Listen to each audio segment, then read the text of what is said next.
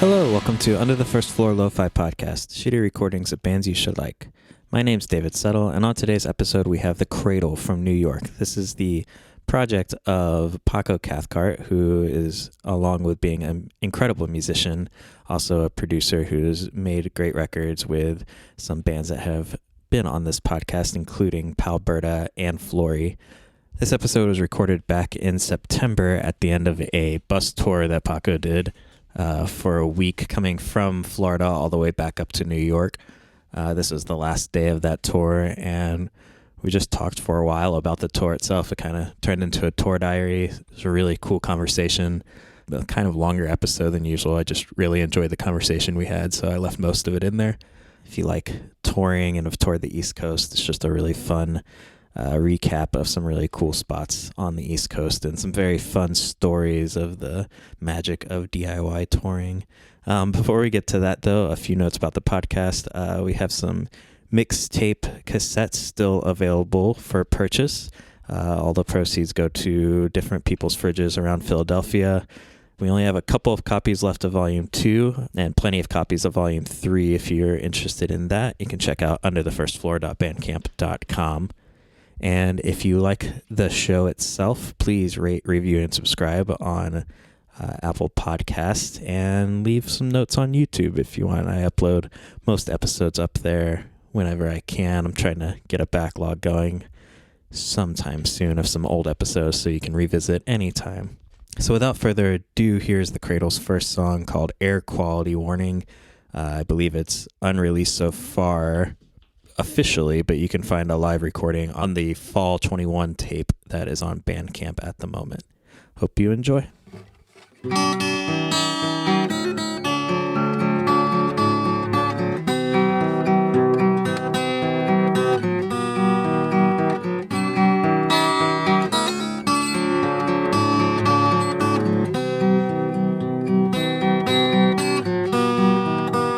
Nothing is missing, nothing is wrong. I just got home. Nothing is missing, nothing is gone. It's been so long since nothing was missing. Take a look outside, nothing can hide. Nothing is missing.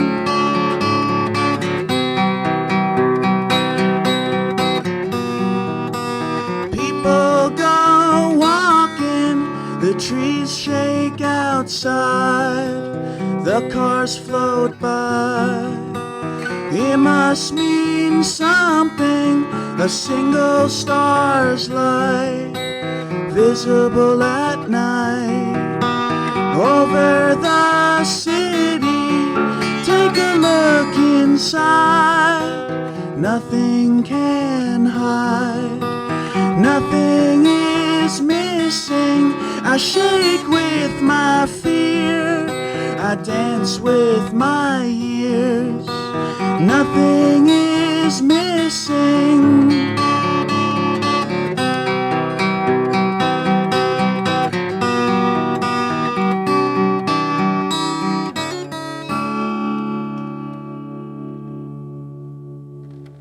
My name's Paco Cathcart, Francisco Caden Williams Cathcart, and the music project is called The Cradle, and I'm from Brooklyn, New York, and I'm here in Philly, in the den, in the basement, doing this recording on the way back home from my grandma's house, on a little East Coast tour.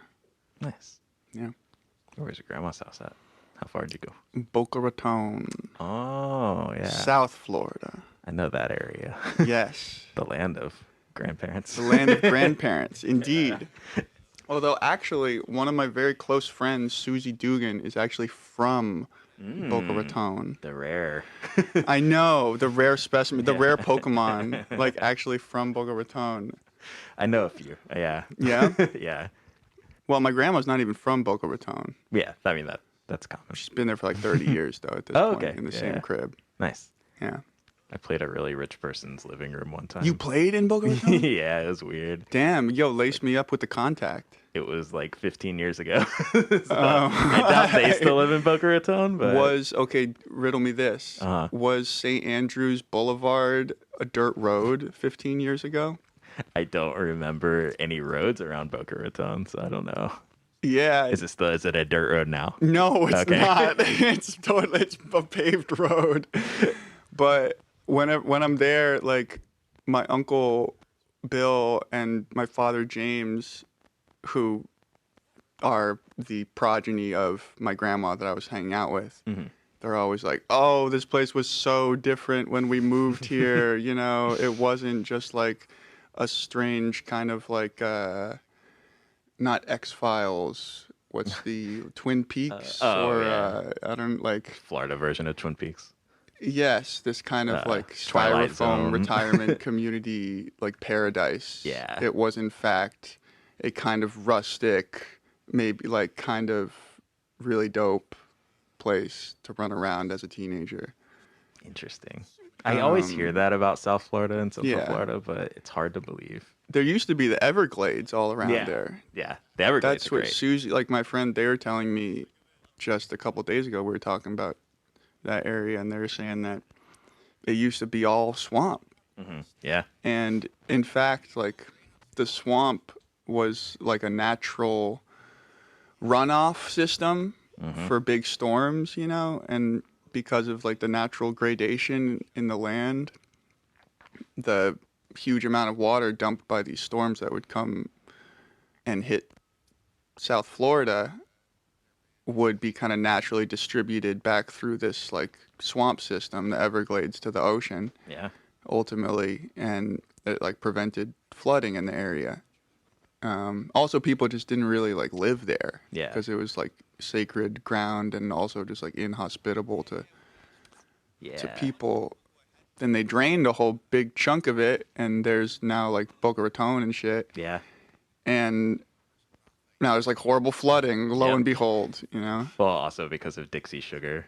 What's up Big with Sugar- Dixie Sugar? The big sugar companies like own the land south of the Everglades, I think it is. Oh, And okay. they like really fucked up the land around there. Yeah. And that's why there's like deadly like moss blooms in the water around Boca Raton and stuff like that. Oh, okay, so like the nutrient contents of the waters is like Yeah. I can't remember if it's runoff or if they just like destroyed like the like natural barriers or something. I can't remember the exact details, but it was bad. Yeah, Yeah. it's really sad. Capitalism really fucked over Florida pretty hard. It's a pretty ruthless place. Yeah. It's weird. It's a place of like such high contrast, you know, Mm-hmm. like people living so kind of comfortable, like modular lives, Yeah. and like whipping it around on these wide highways where it's like feels uncomfortable to walk. And Yeah. There's no walking. also just like such devastating mass destruction of the land and the people. Yeah. Fun place to grow up. I think it was. I don't know. I Yeah. mean, my uncle grew up there. My dad didn't because he was like, when they moved from Colombia, he was like going to college. My uncle was going to high school. He said it was kind of, he has some good memories. I think he also caught a lot of shit for like being an immigrant, and it was South Florida, so like that sucked. Yeah. That's the weird thing with South Florida is there's a huge immigrant population and still like such vitriol Yeah. against it. I mean, that's where you find the vitriol Yeah. because there's like, Yeah. unfortunately. Who knows what it's supposed to feel like? I know it isn't even about that. At noon, that is when the right light comes in, reflected from the courtyard. I don't need direct light. Who knows what it even feels like? One time was enough to feel right. Who knows what it's supposed to feel like? If you did, would it even feel right? At noon, that is when the bright light comes in,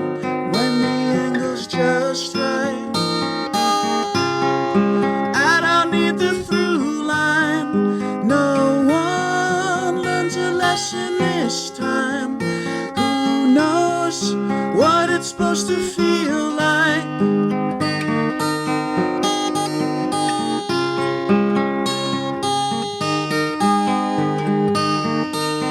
Who knows when it is the best time to hear the music of city life? When you're going walking at night, sometimes maybe something tricks your eyes. You can hear the bells chime. Who knows what it even feels like? One time was enough to feel right.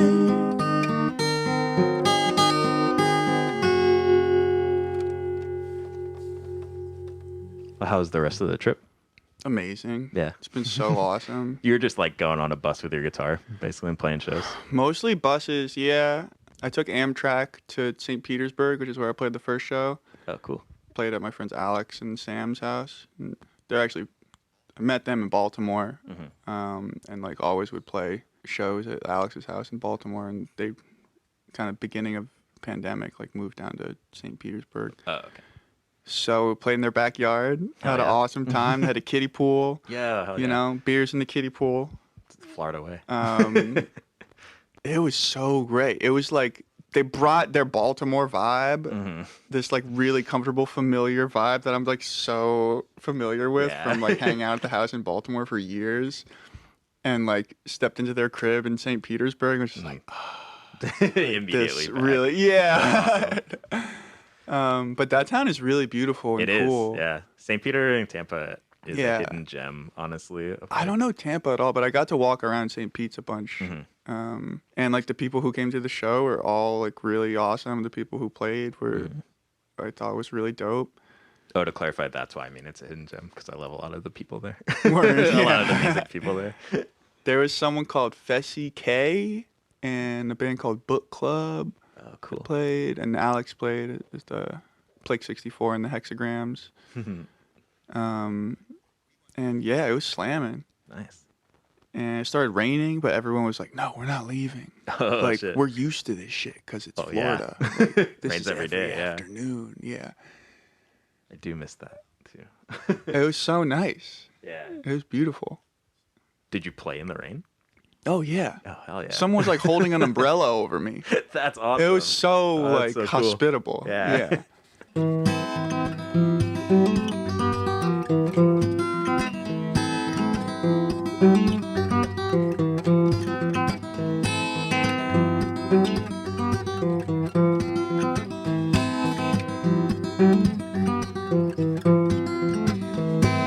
Late July again. House committees briefed the press. Yes, there have been sightings, but there's no alien blood on our hands. On our hands. On our hands.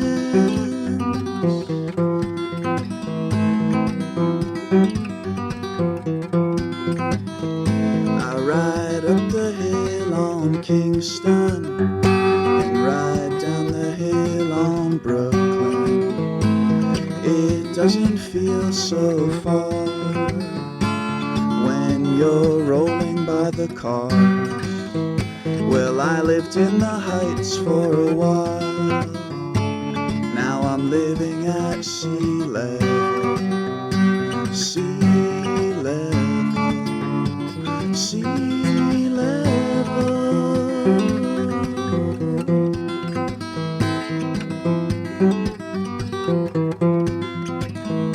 I go to the show at night to see water from your eyes.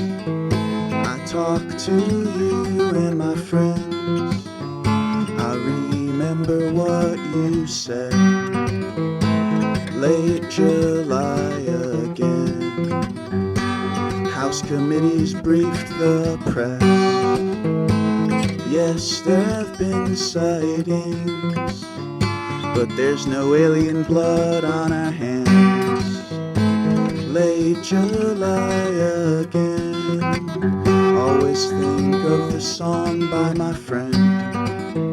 I know the details in the devil will only come out at sea level in late July, late July,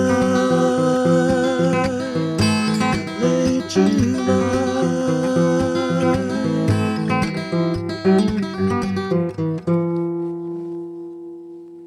And what I do next? Then I went to Atlanta, all the way to Atlanta from Oh, that's St. a Pete. drive. Yeah. Yeah, 10 that was hours. intense. Yeah. That was like an overnight, Mm-hmm. full day kind of bus ride, you know, like believe that, running the yeah. clock all the way around kind of bus ride. Mm-hmm.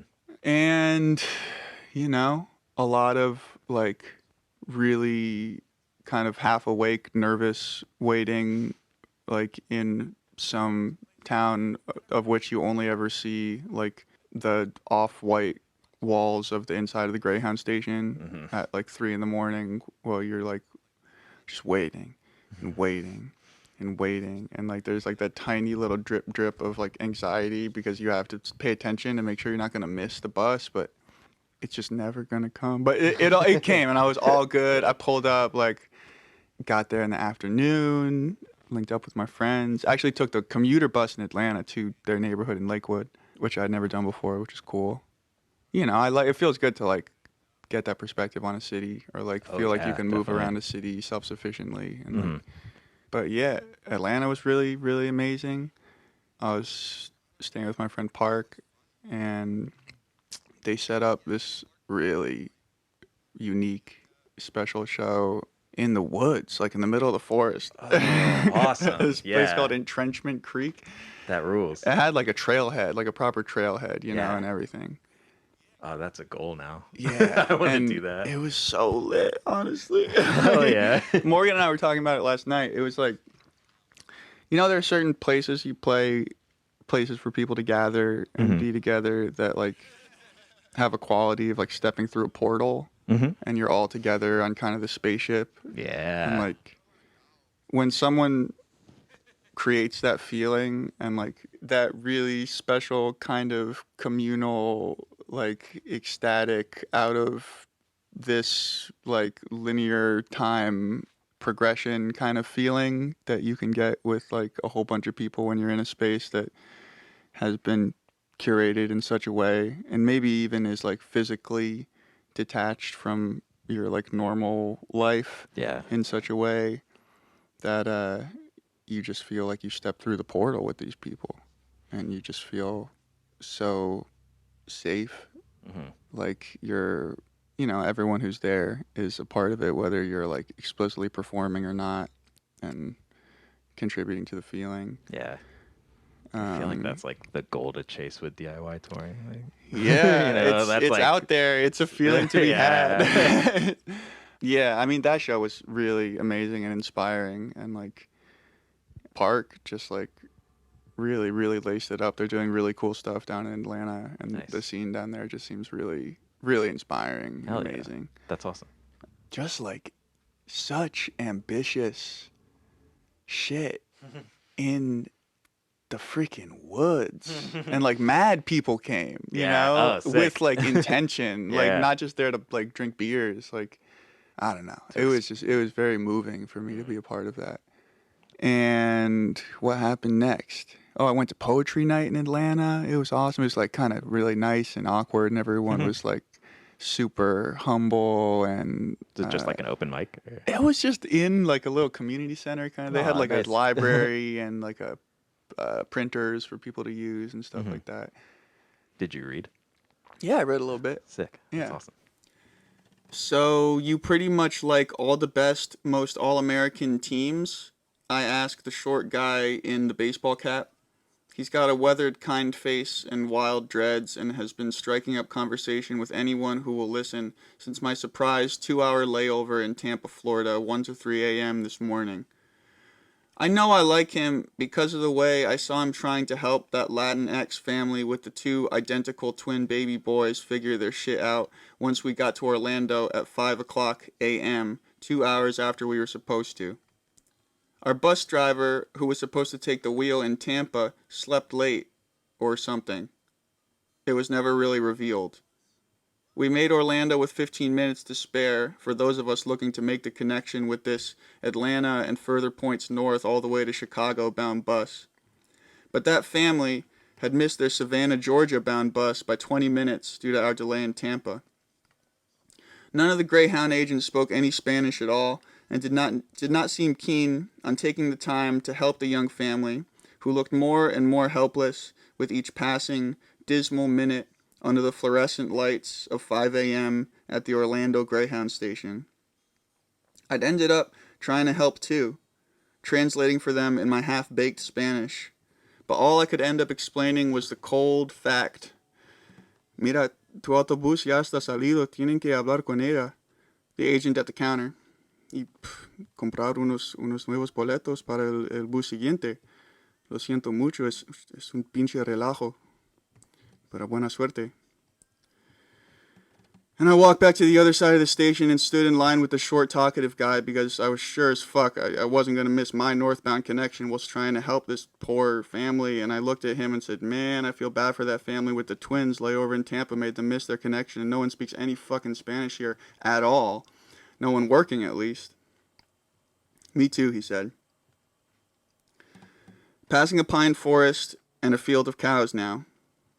Pine forest grows in satisfying geometric rows that let the light filter in that particular way. Next stop, Macon, where I wish I had time to stay a day or two and hang with my old friends Willie D and Haley. We pass another pine forest.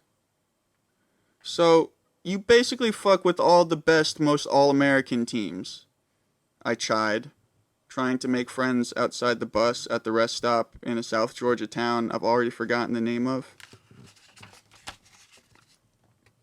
He'd taken off his baseball cap to show us the Dallas Cowboys logo after telling us that in basketball he went for the Bulls. He explained his favorite college sports teams too, but those names don't mean as much to me. I'm from Jersey, so I can root for whatever team I want. I laughed at that one. What laughter was still in me after a night of waiting, half awake and nervous for connecting buses. The conversation had turned this way because I'd asked where the other guy, the one with the Knicks hat, was from. Jersey, Newark, he said. Thus the rapport between the two of them.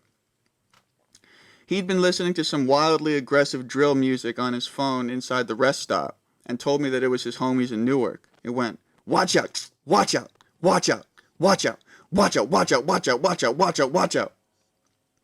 I told him that shit sounded good, and he should check out Gloss Gang from Crown Heights if he gets a chance. Their first album, Money, Brower, Respect, has a similar maniacally aggressive vibe to it.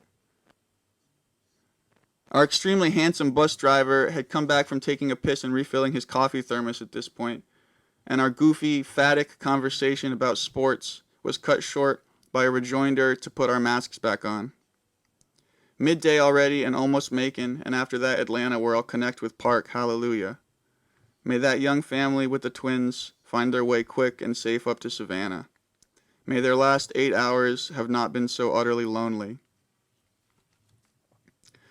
We pass bushes full of red flowers. We pass a billboard that says, Adult Fun, The Lion's Den, beside an image of two conventionally attractive Caucasians making out. Exit 12. We pass a billboard advertising Big Dog Fireworks. We pass a field of blue-silver solar panels. I noticed that the kinds of trees growing in the swaths of forest beside the highway are different than they were this morning when we were still in Florida, and I'm glad for leaving all that draped Spanish moss behind in a way that's hard to explain.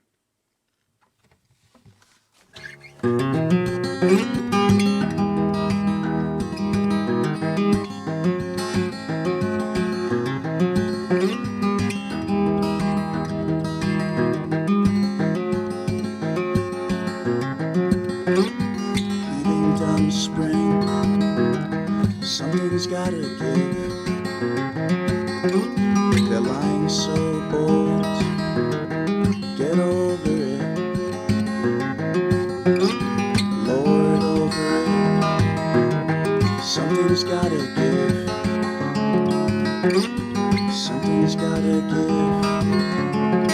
the Lord over it. Something's gotta give.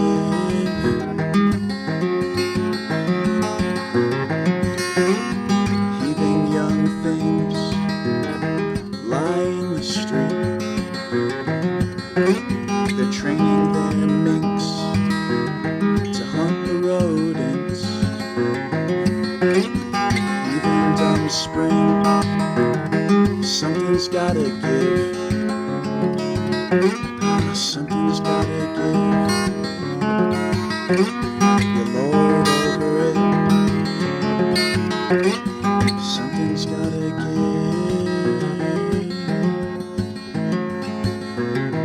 A plate of chicken to feed the belly. A tank full of gas to feed the country. I love innocence. I love killing. Something's gotta give. The Lord over it. Something's gotta give.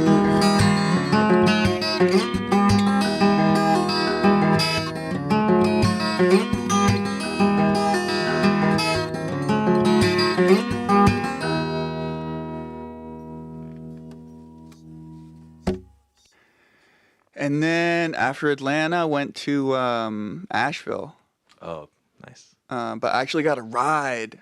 I got really lucky. I had a bus ticket, but I got a ride with my friend Kylie, who was going up there to do tattoos. Asheville was amazing. It's like so beautiful. I understand why really like is. so many of my friends are moving there. It's like this whole contingent of people in Baltimore that like I Really? really love and always would visit and play shows with. Just like picked up and moved their asses to Asheville. Oh, They're that's like, exciting. we're sick of this. I love that. Yeah. Um, Asheville was like one of the first places I ever toured to, and then like Oh, it yeah? just had a dip for like 10 years where You- like no one really lived there anymore. So you know that's they don't exciting have to a hear. bus station anymore. Oh, I didn't There's know no that. Greyhound station in Asheville. Driving a bus around those mountains is probably pretty scary. So Kind of wild. Yeah. Those curvy mountain roads. Yeah.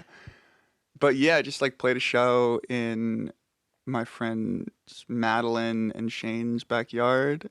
Played with their band Sham, and I played with my friend Zoe, who plays as Superflower. I know I didn't mention who played that Atlanta show. Frankie yeah. Consent played. Park played. oh, nice. Hey, you just put out a split with them, right? What? You just put out a split with them. Yeah, right? yeah, we put out a nice. split. A bunch of people who I hadn't met played that show. Someone named Ruby that did like an amazing ambient set. Person Raphael who did this like off the chain like dance performance art thing that yeah. closed up the night. That was just so Nice. over the top. Like I can't believe this is happening like in the middle of the woods in the dark right now. That sounds amazing. Yeah, there was a lot. My homie Carter played. It was just yeah, there was a lot. I'm sorry, you know. There's a lot of people I hadn't met. I was vibing. Yeah, Asheville is really sweet. There's so many flowers in Asheville. Yep. It like why aren't there that many flowers everywhere else? Is it the elevation? Yeah, that's a big Yeah, part of it. okay. Just like mountain wildflowers. I saw a bear. Oh. Yeah, I was sleeping. My friend Zoe was like, yo, Paco, like, you gotta check this out. Like, you're gonna miss it. You don't want to miss this bear. And it was just like, apparently bears Were you just... inside while the bear was? Oh, I went outside. Oh, damn. Yeah. Okay. It was so cute. Oh my god, this little like probably kind of like teenage like black bear Okay, yeah. just rooting through the trash, just fucking shit up. Like, oh my god, it had a huge just furry ass like waddling that thing around, like just going from house to house. Oh, yeah. Yeah, that was dope. I felt really lucky. That sounds like the And, farthest from New York City. Oh, it was seeing far. a bear in Asheville. Oh, in Asheville, they were like shuttling me around from like beautiful nature spot to beautiful nature spot. It was like we were doing 2 or 3 a day. You know, Great. Yeah. it's either like waterfall or go like swim at this dope pond Yep. or go for this awesome hike like way up on the mountain where you can see everything and it's just like mad misty. Yeah. Asheville is a beautiful place. Yeah.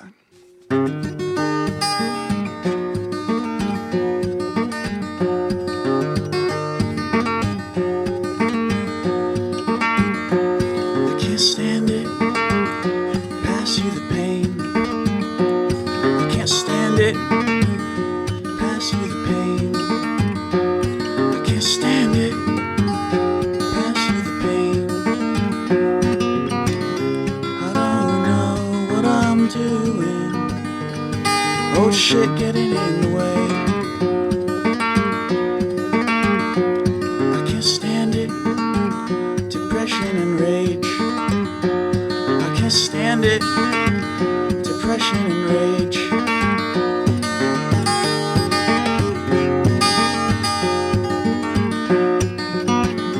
All I hear is the neighbors fighting. Ah, shut the fuck up again. I can't stand it. Pass you the pain. I can't stand it. Pass you the pain.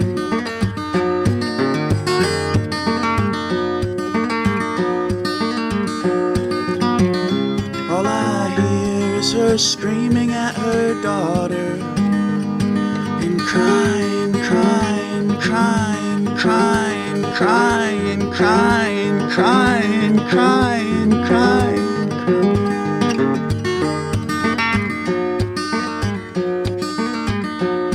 Can't stand it.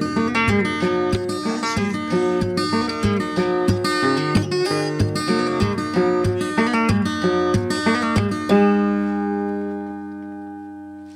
Where'd I go after freaking Asheville? I went to Baltimore, Ah, and that was another really long ride. That was that's a pretty far drive. kind of a hellish. Yeah, it was like 21 or 22 hours Yikes. of like transit Mm-hmm. altogether.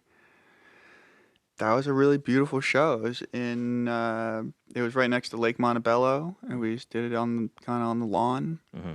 My friend Mila did kind of like a reading and a little discussion. My friend Susie, aforementioned Susie Dugan, performed, and they performed with the homie Paul. They've got this band Mems that I would like to recommend to everyone. sick. Yeah, Mems Yeah. is an amazing Baltimore band. The MEMS. MEMS, Cool. yeah. Yeah, that was beautiful. Like, got to see a bunch of people I hadn't seen in a really long time, and I just like love Baltimore. It was great to be back there. Hadn't been there like since last February, Oh wow. Yeah. and I like lived there for a month last February. Oh okay. Oh, that was like Um, right before the pandemic. Yeah, right before the pandemic, and like right before we went on tour. Right after that, me and Morgan. Mm-hmm. That was like the last thing that I did before the pandemic, really. Wow. So it's kind of full circle thing. Yeah. Yeah, but I'd been in Baltimore, like recording a bunch of people and just like Okay. hanging out and walking around, taking long walks, and like I love that city. It's a really cool place. Yeah. It's awesome. Yeah.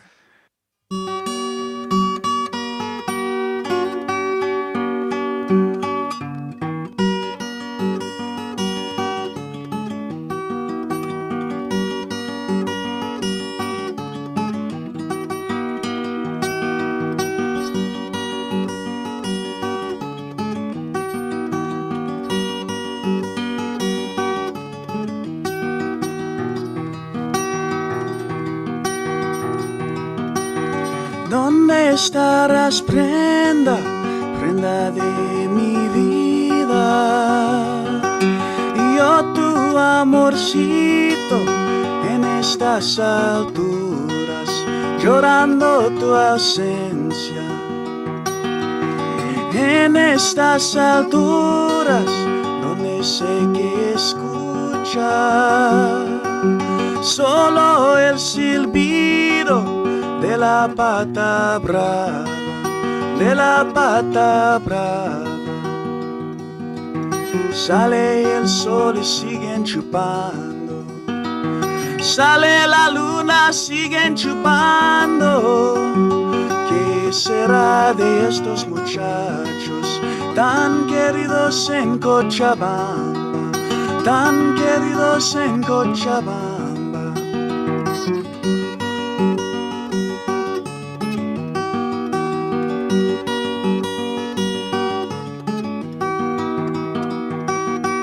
Sí, sí, negrito lindo, sí, sí, tú es mi amor.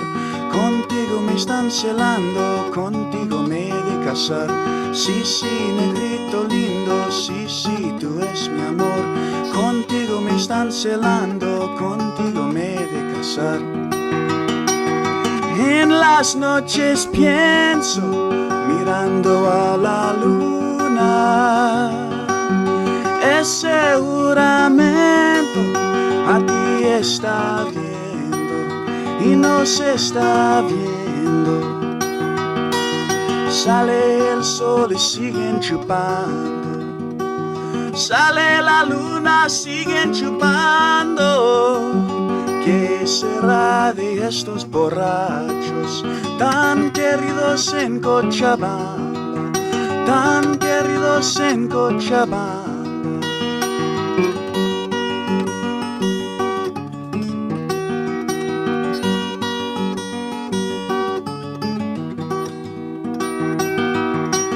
Sí, negrito lindo, sí, tú es mi amor.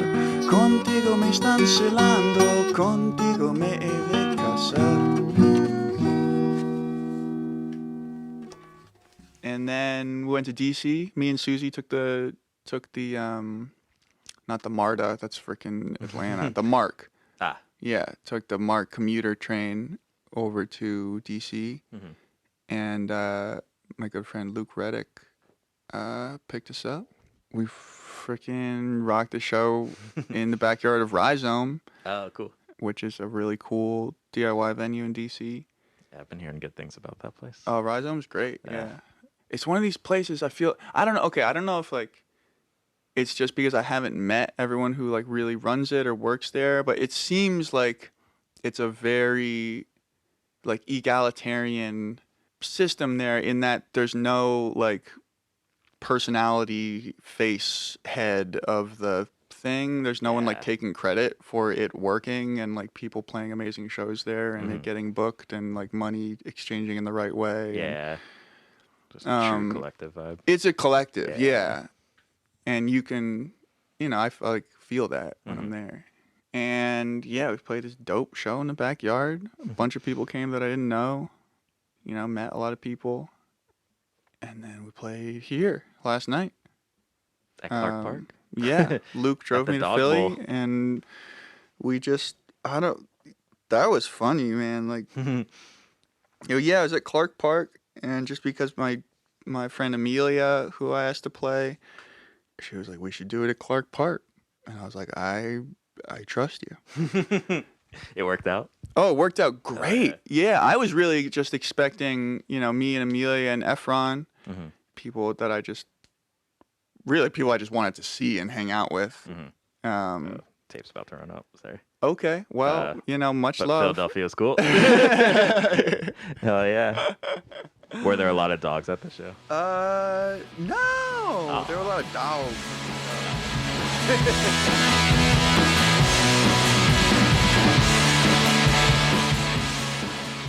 Thanks so much to the Cradle for letting me record them at the end of their tour and having such a fun conversation. If you'd like to find more from them, you can go to thecradle.bandcamp.com or you can find them on Instagram at thecradlemusic. If you'd like to get in touch with me about the podcast, you can find it on Instagram at underthefirstfloor, on Twitter at UTFF podcast, or you can email underthefirstfloor@gmail.com. For the last couple of songs, I'm just going to leave you with some tracks that Paco mentioned of some bands they played with on tour. The first one being from Frankie Consent, a song called Shattering the House. This was from the 2021 split release with the Cradle called No Memory Foam.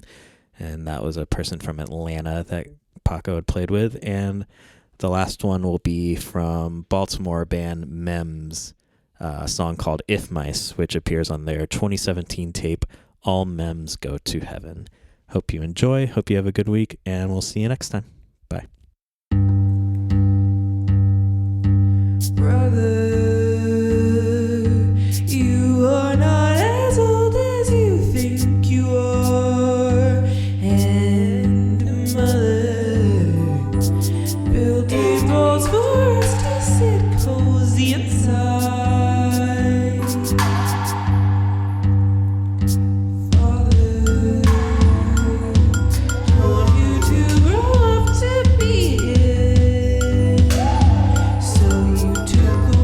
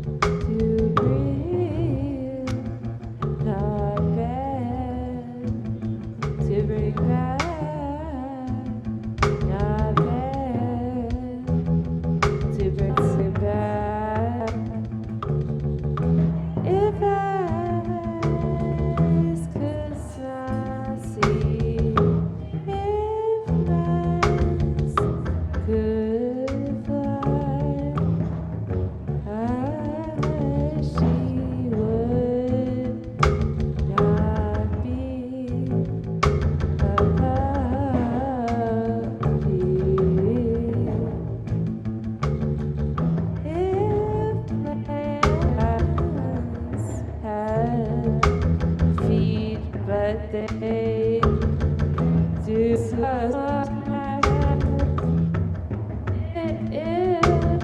Windows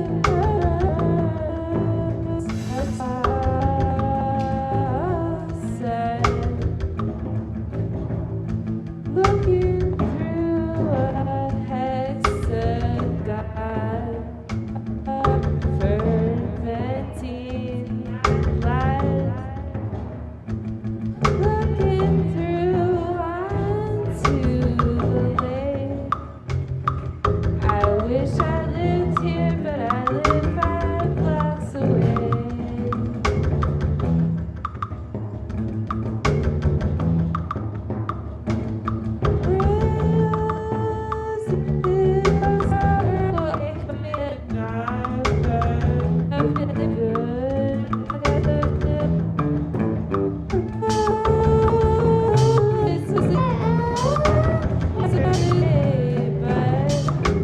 Not that good, not that good.